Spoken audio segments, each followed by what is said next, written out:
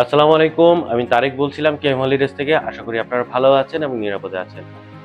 আজকে একটা বিষয় নিয়ে আপনাদের সাথে কথা বলব। সেটা হচ্ছে যে আপনারা কোন দেশের এম্বাসিতে যখন আপনি ফাইল সাবমিট করতে যান, মানে কোন ভিসার জন্য সাবমিট করতে যান, তাহলে হচ্ছে এম্বাসির কিছু রিকোয়ার্ড ডকুমেন্ট দরকার পড়ে বা রিকোয়ারমেন্ট এর প্রয়োজন পড়ে।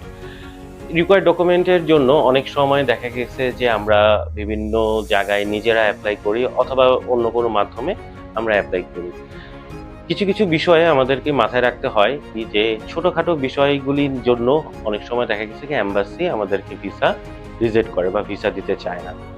সো এই বিষয়গুলি নিয়ে আজকে আপনাদের সাথে কিছু বিষয়ে কথা বলব। ফার্স্ট অফ অল হচ্ছে যে আপনি যখন কোনো একটা দেশের এম্বাসিতে যখন ফাইল সাবমিট করবেন, তাদের কিছু রিকোয়ারমেন্ট ডকুমেন্ট প্রয়োজন পড়ে এবং ওই ডকুমেন্ট অনুসারে আপনাকে হচ্ছে গিয়ে ফাইল সাবমিট করতে হয়।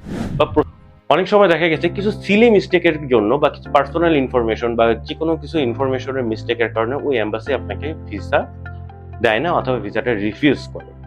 তো সেটার জন্য আপনি কি করতে পারেন? সেটার জন্য হয়তোবা আপনাকে কোনো একটা ট্রাস্টেবল এজেন্সির কাছে যেতে হয়, কোনো একটা মাধ্যমে যেতে হয় যাতে আপনাকে সুন্দরভাবে ফাইলটা প্রসেস করার জন্য করতে হয়।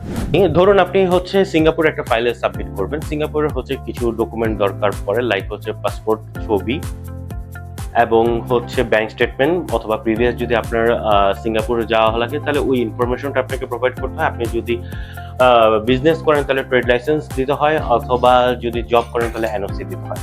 এই কয়েকটা ডকুমেন্টস এবং আপনি তাছাড়া হচ্ছে কি কোনো কোন ডেটে আপনি হচ্ছে কি ট্রাভেল করবেন ওই ট্রাভেল অনুসারে হচ্ছে কি হোটেল এবং একটা পিএনআর কপি যেটা আমরা টিকিট বুকিং কপি যেটা বলি সেটা দিতে হয়।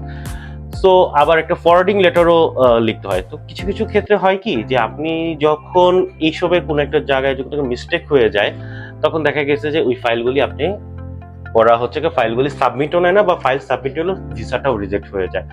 সো আপনাকে কি করতে হয়? একটা ট্রাস্টেবল কোন একটা প্রতিষ্ঠানের কাছে যেতে হয়। ওই প্রতিষ্ঠানের কাছে গিয়ে হচ্ছে ওই আপনার ফাইলটা সাবমিট করতে হয়। তো ওই ফাইলটা সাবমিট করতে গেলেও কিন্তু অনেক সময় কিছু বাধার সম্মুখীন হয়ে থাকে যে ওরা কিছু, কিছু প্রতিষ্ঠান আছে যে বা যে মাধ্যমে আপনি সাবমিট করবেন হচ্ছে যে টিমগুলি ডেডিকেটেড থাকে না, ভিসা টিম ডেডিকেটেড থাকে না। একটা গতানুগতিকভাবে হচ্ছে আপনার ফাইলটা সাবমিট করে দেয়। অনেক সময় দেখা গেছে কি ভিসা হয়, অনেক সময় ভিসা হয় না।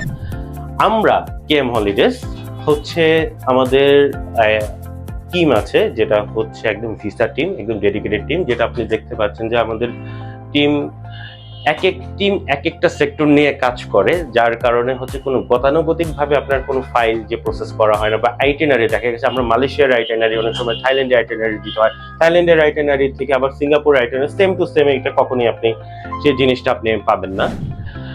তো আমরা কেএম হলিডেজ টিম আছে আপনার সাথে।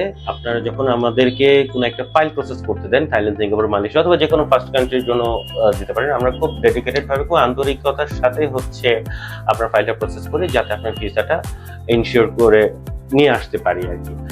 সো ব্যাপারটা হচ্ছে যে আপনি যদি আমাদেরকে ফাইল প্রসেস করতে দেন, যে কোনো দেশের ভিসা প্রসেস করতে দেন, তা নিঃসন্দেহে আমাদের কাছে চলে আসেন কারণ আমাদের টিম আছে, ম্যানেজমেন্ট টিম আছে এবং ভিসার টিম আছে যেটা প্রতিটা সময় হচ্ছে আপনাদের ফাইলগুলি সেভাবে আন্তরিকতার সাথে প্রসেস করে থাকে এবং ডেডিকেটেড টিম আছে যে টিম আপনাকে হচ্ছে গিয়ে কোনো ফাইল পেন্ডিং না রেখে দ্রুততার সাথে আপনাকে প্রসেস করার নিশ্চয়তা দিবে। যদি কেএম হলিডেজ এর মাধ্যমে আপনার ফাইলটি প্রসেস করতে চান তাহলে চলে আসুন সরাসরি আমাদের অফিসে অথবা স্ক্রিনে দেওয়া নাম্বারগুলিতে যোগাযোগ করুন। ধন্যবাদ।